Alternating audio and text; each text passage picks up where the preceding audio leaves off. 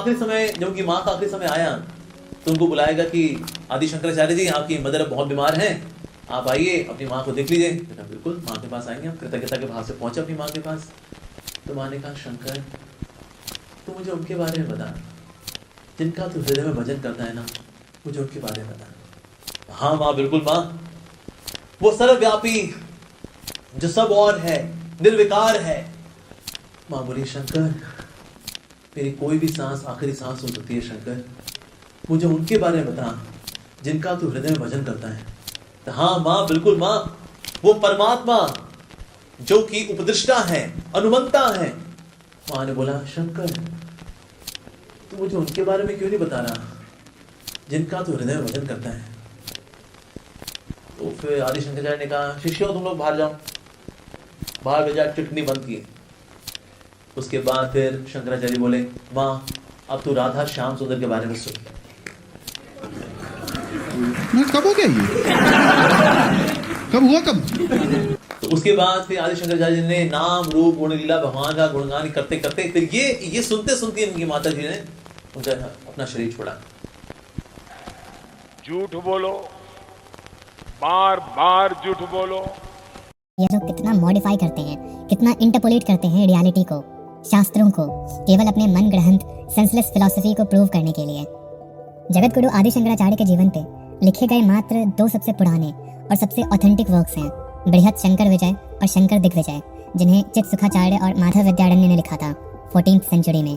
यह आप चाहें तो गूगल भी कर सकते हैं। और उनके बेसिस पे स्वामी अपूर्वानंद जी ने एक बायोग्राफी लिखी थी। इनमें जो घटना वास्तव में बताई गई है वो मैं आपको सुनाता हूँ, आप हैरान हो जाएंगे। और मैं सोर्स का लिंक डिस्क्रिप्शन में दे दूंगा, अगर भरोसा ना हो तो पढ़ लेना। तो एक दिन प्रातःकाल आचार्य शंकर शिष्यों के सामने शास्त्र व्याख्या कर रहे थे। उसी समय उनके मुख में माता के दूध सा स्वाद आया। उन्हें ऐसा आभास हुआ कि उनकी माँ मृत्युशैया पे लेटी है, उन्हें याद कर रही है।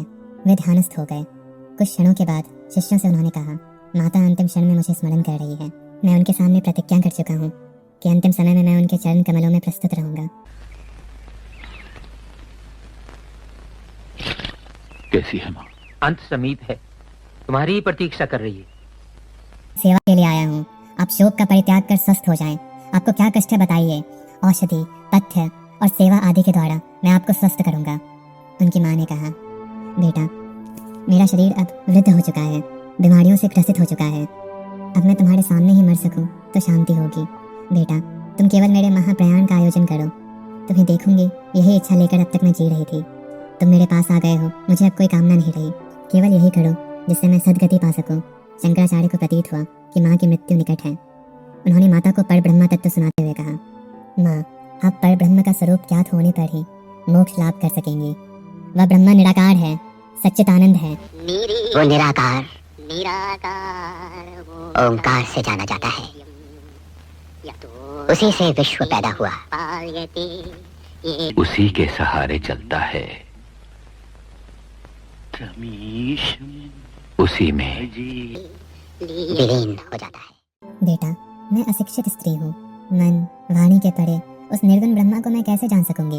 मेरा मन अभी विचलित है, पीड़ा और बीमारी इसे एकाग्र होने नहीं दे रही। बेटा तुम मुझे परमेश्वर के साकार सगुण रूप का दर्शन कराओ, जिससे मेरे नेत्र सफल हो, मेरा जीवन सार्थक हो। माता की इच्छा जानकर आचार्य कुछ समय मौन रहे, फिर बोले, माँ आप आंख मूंद कर मन को भगवान में समाहित कीजिए। मैं आपको भवन रंजन देवाधिदेव का दर्शन कराऊंगा, जो परमेश्वर के सगुण रूप हैं। माता की इच्छा पूरी करने के लिए उन्होंने भुजंग प्रयाग छंद में अष्टमूर्ति महादेव का स्तोत्र रचकर उसका पाठ किया। हाँ, महादेव का, क्योंकि आचार्य शंकर उन्हीं के भक्त थे।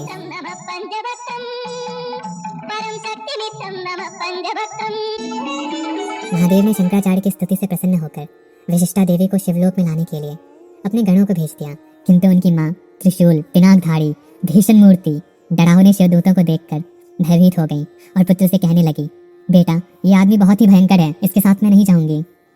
आचार्य को उन पर तरस आ गया। उन्होंने आदर के साथ रिस्पेक्टफुली उन शिवदूतों को विदा कर दिया। उनकी माँ के इष्ट देव विष्णु थे, तो आचार्य शंकर ने फिर उनका स्मरण किया और हाँ, अपने शिष्यों को बाहर नहीं निकाला। अनेक गांववासी उस अलौकिक कार्य को देखने के लिए वहां उपस्थित हो गए थे। आदि शंकर अपनी माता की अंतिम इच्छा पूर्ण करने के लिए अत्यंत कातर होकर श्री विष्णु के चरणों में प्रार्थना करने लगे।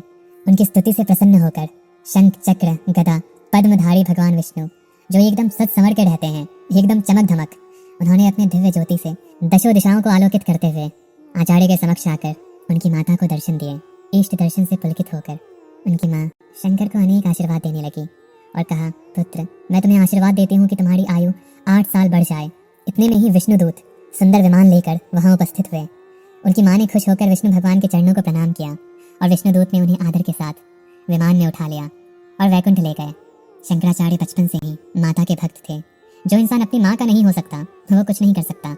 जीवन में माता के अंतिम समय में उपस्थित होकर उन्हें उनके इष्ट देव के दर्शन तथा परम गति कड़ा पाने से आचार्य ने अपने आप को कृतकृत्य माना, संतुष्ट माना। तो ये कहानी है। शंकर, तू मुझे उनके बारे में क्यों नहीं बता रहा जिनका तू हृदय भजन करता है? ये नहीं तो क्या जो भी अमोघ लीला जी ने कहा है वो बस उनका हैलुसिनेशन था? नहीं, मुझे नहीं लगता कि ये इनकी कल्पना है। ये इनके किसी आचार्य की कल्पना होगी जो इन्होंने हमेशा की तरह बिना सोचे समझे याद करके सुना दिया होगा। सोचना, कल्पना करना, मनन करना ये सबके बस की बात नहीं है। अगर सोचने में समर्थ होते तो शायद अद्वैत को समझ पाते।